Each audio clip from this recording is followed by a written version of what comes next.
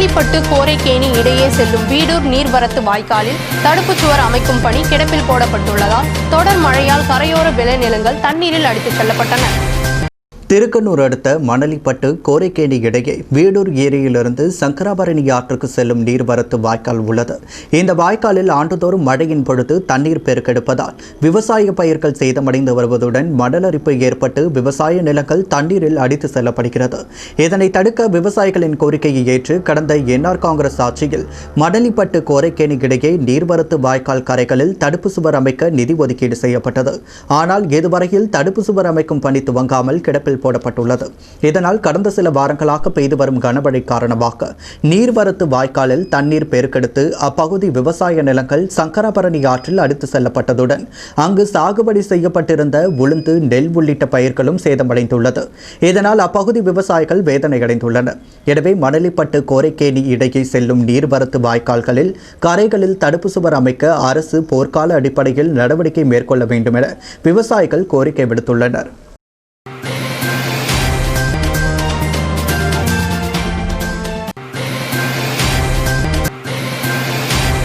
புதுச்சேரி அரசு சாலை போக்குவரத்து கழகத்தின் பணிபுரியும் 100க்கும் மேற்பட்ட ஒப்பந்த ஊழியர்கள் தங்களை பணி நிரந்தரம் செய்ய கோரி உள்ளூர் பேருந்துகளை இயக்காமல் வேலை நிறுத்தத்தில் ஈடுபட்டனர்.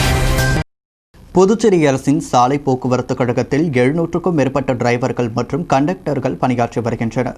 இதில் ஒப்பந்த அடிப்படையில் பணிபுரியும் 250க்கும் மேற்பட்ட ஊழியர்கள் தங்களை பணி நிரந்தரம் செய்ய வேண்டும் என நிர்வாகத்திடம் தொடர்ந்து வலியுறுத்தி வருகின்றனர். அவர்களின் கோரிக்கை நிறைவேற்றப்படாத நிலையில் ஏற்கனவே பேச்சுவார்த்தையின் பொழுது அமைச்சர் அளித்த வாக்குறுதியை நிறைவேற்ற கோரி 100க்கும் மேற்பட்ட ஒப்பந்த ஊழியர்கள் சீருடையுடன் பேருந்துகளை இயக்காமல் தலைமை அலுவலகம் முன்பு திடீரென வேலை நிறுத்தத்தில் ஈடுபட்டனர்.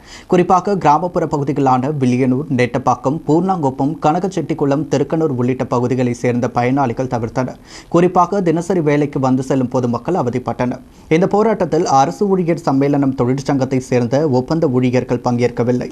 இவர்கள் ஏற்கனவே நிர்வாகத்துடன் நடத்திய பேச்சுவார்த்தையில் விரைவில் பிரச்சினைக்கு தீர்வு காண்பதாக அளித்த வாக்குறுதியின் பேரில் கலந்து கொள்ளவில்லை என தெரிகிறது.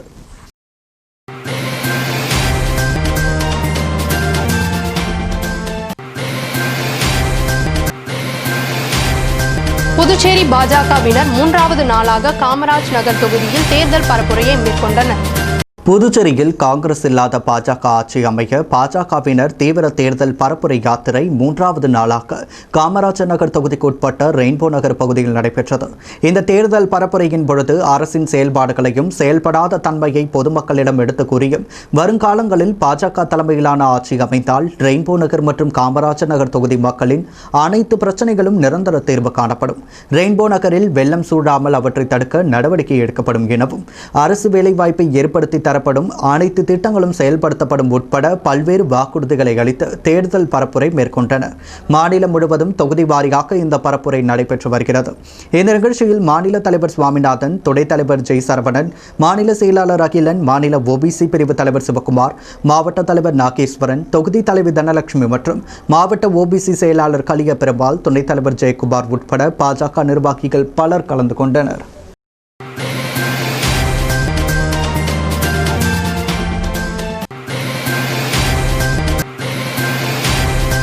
வில்லியனூர் பகுதியில் புயல் கனமழையால் பாதிக்கப்பட்ட பழங்குடியினருக்கு டான்பாஸ்கோ முன்னாள் மாணவர் சங்கம் சார்பில் நிவாரணப் பொருட்கள் வழங்கப்பட்டது. வில்லியனூர் பழங்குடியினர் குடியிருப்பில் உள்ள அனைத்து குடும்பங்களுக்கும் டான்போஸ்கோ முன்னாள் மாணவர்கள் சங்கம் சார்பாக நிவாரணப் பொருட்கள் வழங்கப்பட்டது. சங்கத்தின் செயலர் ஜோசப் விக்டர் ராஜ் அனைவரையும் வரவேற்று அறிமுக உரையாற்றினார். சங்கத்தின் தலைவர் இயேசுதாஸ் சங்கத்தின் செயல்பாடுகள் குறித்து விளக்கினார். அனைத்து சமய சகோதர வாழ்வு சங்கத்தின் நிறுவனர் அருட்பணி அருந்தோணுசாமி மற்றும் வில்லியனூர் தூய லூர்து அன்னை திருத்தலத்தின் பங்கு தந்தை அருட்பணி பிச்சை முத்து ஆகியோர் வாழ்த்துரை வழங்கினர். பழங்குடியினர் குடியிருப்பை சேர்ந்த அனைத்து குடும்பங்களுக்கும் நிவாரணப் பொருட்கள் கிறிஸ்துமஸ் இனிப்புகளும் வழங்கப்பட்டது. சங்க உறுப்பினர்கள் அருளப்பன் மற்றும் சார்லஸ் ஆகியோர் உடனிருந்தனர்.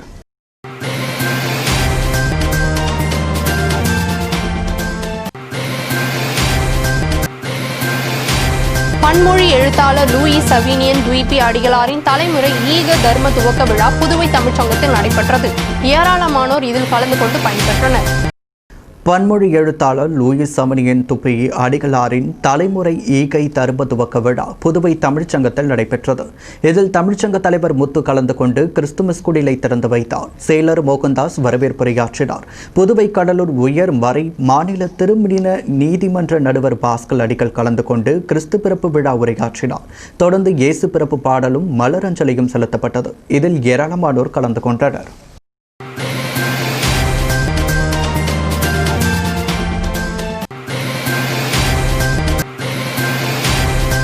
பெண்களுக்கு உணவு, வேலைவாய்ப்பு உத்தரவாதப்படுத்த வேண்டும் உள்ளிட்ட கோரிக்கைகளை வலியுறுத்தி அனைத்திந்திய ஜனநாயக மாதர் சங்கம் சார்பில் வில்லியனூரில் ஆர்ப்பாட்டம் நடைபெற்றது.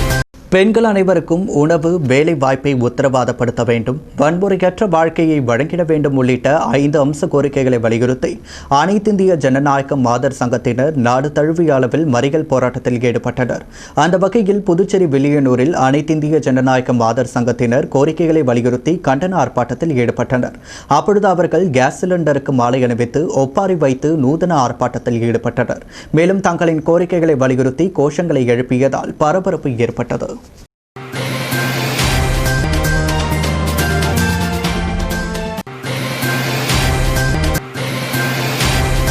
புதுவை அரசின் ஆதிதிராவிடர் நலம் மற்றும் பழங்குடியினர் நலத்துறை சார்பில் மாநில அளவிலான உயர்மட்ட குழு கூட்டம் ஹோட்டல் அக்காடில் நடைபெற்றது.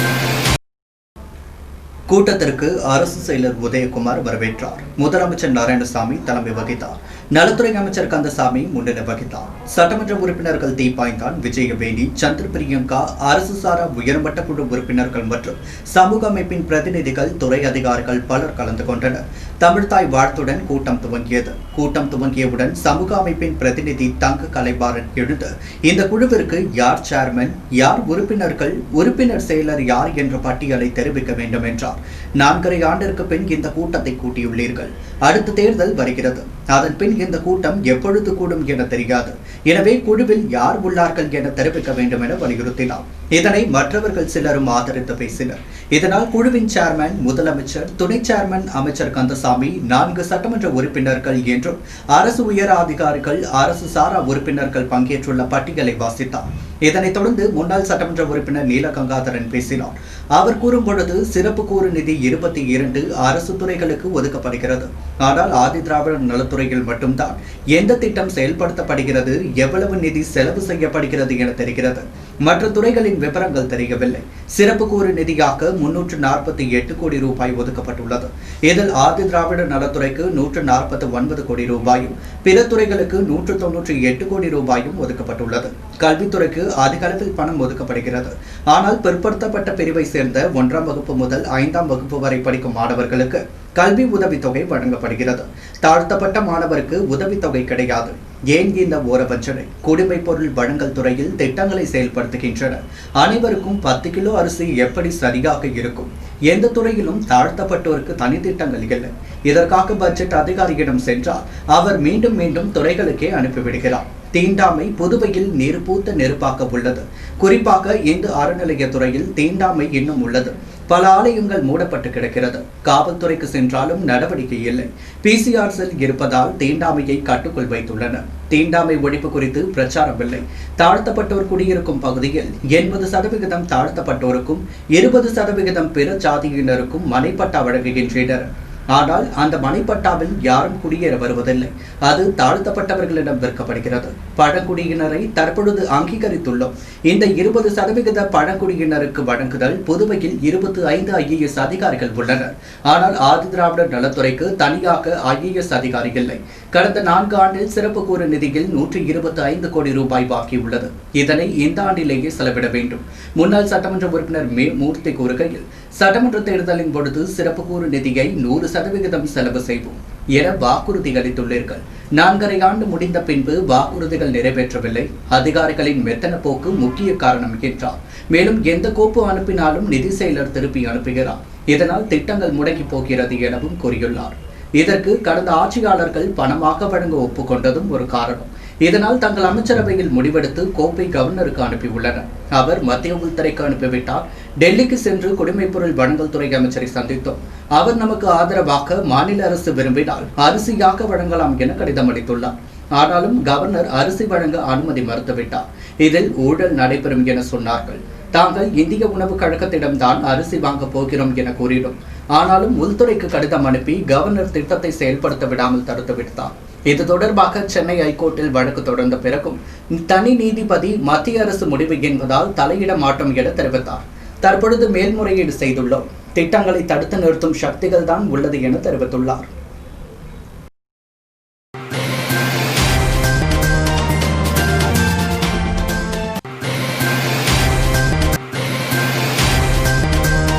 இந்து வேத முன்னேற்ற கழகம் சார்பில் தமிழ் மந்திரங்களில் வேள்வி பூஜை புதுச்சேரி காமாட்சி அம்மன் ஆலயத்தில் நடைபெற்றது. இந்து வேத முன்னேற்ற கழகம் சார்பில் தமிழகம் மற்றும் புதுச்சேரியில் உள்ள முக்கிய ஆலயங்களில் கூட்டு வழிபாடு மற்றும் பூஜைகள் அனைத்தும் தமிழ் மந்திரங்களில் நடைபெற வலியுறுத்தி தமிழகம் மற்றும் புதுச்சேரியில் மக்களிடையே விழிப்புணர்வை ஏற்படுத்தி வருகின்றனர். அதன்படி சுற்றுப்பயணமாக புதுச்சேரி வந்த சித்தர் மூங்கில் அடியார், சித்தர் வால்மீகிநாதர், சித்தர் பூதகநாதர் ஆகியோர் புதுச்சேரி காமாட்சியம்மன் ஆலயத்தில் தமிழில் வேள்வி பூஜைகள் நடத்தி கூட்டு வழிபாடு செய்தனர். பூஜைகள் அனைத்தும் தமிழ் மொழியில் மந்திரங்கள் முழங்கப்பட்டது.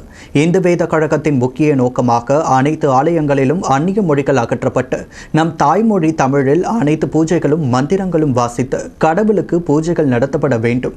நம் தாய்மொழி தமிழை கருவறைக்குள் கொண்டு செல்ல வேண்டும் என்பதை நோக்கமாக வைத்து தொடர்ந்து ஆன்மீக சுற்றுப்பயணம் மேற்கொண்டு வருகின்றனர். இந்த நிகழ்ச்சியில் கழக நிர்வாகிகள் மற்றும் சிவனடியார்கள் பலர் கலந்து கொண்டனர்.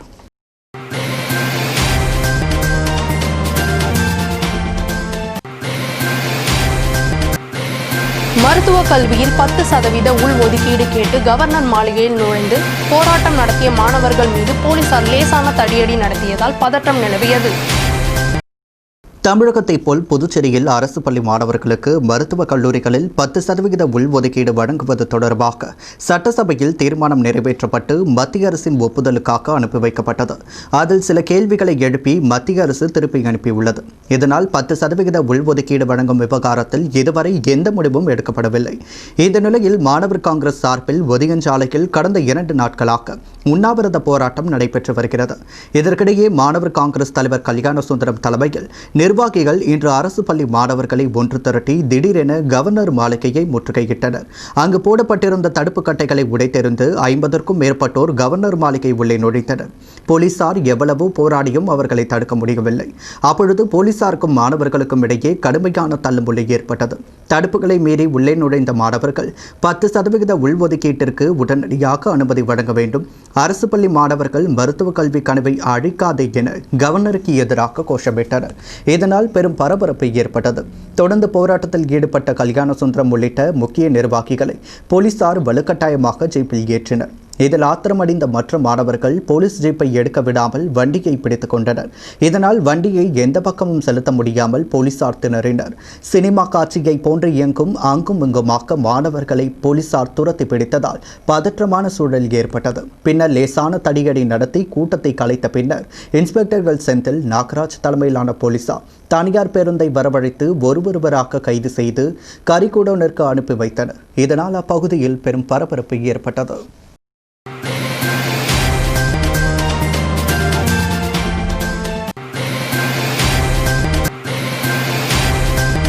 புதுச்சேரி ஐயங்குட்டி பாளையத்தில் அமைந்துள்ள சர்வமங்கல சாய்பாபா ஆலய ரத யாத்திரையில் ஏராளமான பக்தர்கள் கலந்து கொண்டு சுவாமி தரிசனம் செய்தனர். புதுச்சேரி ஐயங்குட்டி பாளையம் பங்களாமேட்டில் சர்வமங்கல சாய்பாபா ஆலயம் உள்ளது. இங்குள்ள 6 அடி உயரம் கொண்ட சர்வமங்கல சாய்பாபாவின் ரத யாத்திரை மகாத்மா காந்தியில் வீதியில் உள்ள பெருமாள் கோவிலிலிருந்து துவங்கியது. இந்த யாத்திரை புதுச்சேரியின் முக்கிய வீதியான நேரு வீதி, காமராஜ் சாலை, சாரம், ராஜீவ்காந்தி சிக்னல் மற்றும் கதிர்காமம் உட்பட பல்வேறு வீதிகள் வழியாக சென்றது. வழி நெடுக்கிலும் பக்தர்கள் சிறப்பு வழிபாடு செய்து சாய்பாபாவின் அருளை பெற்றனர். சாரம் பகுதியில் வந்த சாய்பாபாவின் யாத்திரைக்கு முத்துவிநாயகர் ஆலயத்தில் சிறப்பு பூஜைகள் செய்யப்பட்டு மகா தீபாராதனை காணப்பட்டது. இதில் ஏராளமான பக்தர்கள் கலந்து கொண்டு சுவாமி தரிசனம் செய்தனர். புதுச்சேரியின் பல்வேறு வீதிகள் வழியாக சென்ற யாத்திரை இறுதியாக குருமாம்பேட் வழியாக சென்று ஆலயத்திற்குள் வந்தடைந்தது. இந்த நிகழ்ச்சிக்கான ஏற்பாடுகளை சர்வமங்கல சாய்பாபா ஆலய நிர்வாகிகள் செய்திருந்தனர்.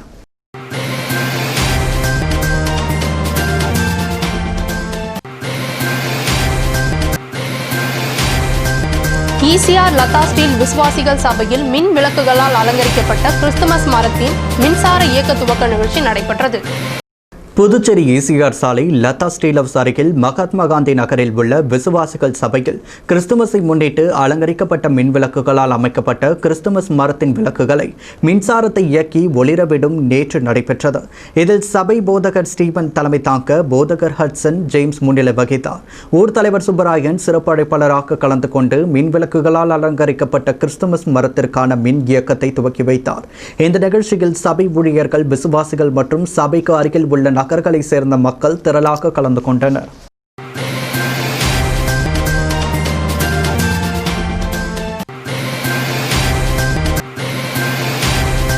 மறைந்த முன்னாள் சட்டமன்ற உறுப்பினர் ராமநாதனின் முதலாம் ஆண்டு நினைவு தினத்தை ஒட்டி அவரது திருவுருவப் படத்திற்கு முதலமைச்சர் நாராயணசாமி மலர் தூவி மரியாதை செலுத்தினார். மறைந்த முன்னாள் சட்டமன்ற உறுப்பினர் ராமநாதனின் முதலாம் ஆண்டு நினைவு தினம் இன்று பாகூர் குருவி நத்தத்தில் அனுசரிக்கப்பட்டது. இதையொட்டி அலங்கரித்து வைக்கப்பட்டிருந்த ராமநாதனின் திருவுருவப் படத்திற்கு முதல்வர் நாராயணசாமி, சபாநாயகர் VP சிவக்கொழுந்து, அமைச்சர் கந்தசாமி, முன்னாள் சட்டமன்ற உறுப்பினர் ராதாகிருஷ்ணன் என பல்வேறு அரசியல் பிரமுகர்கள் மலர் தூவி மரியாதை செலுத்தினர்.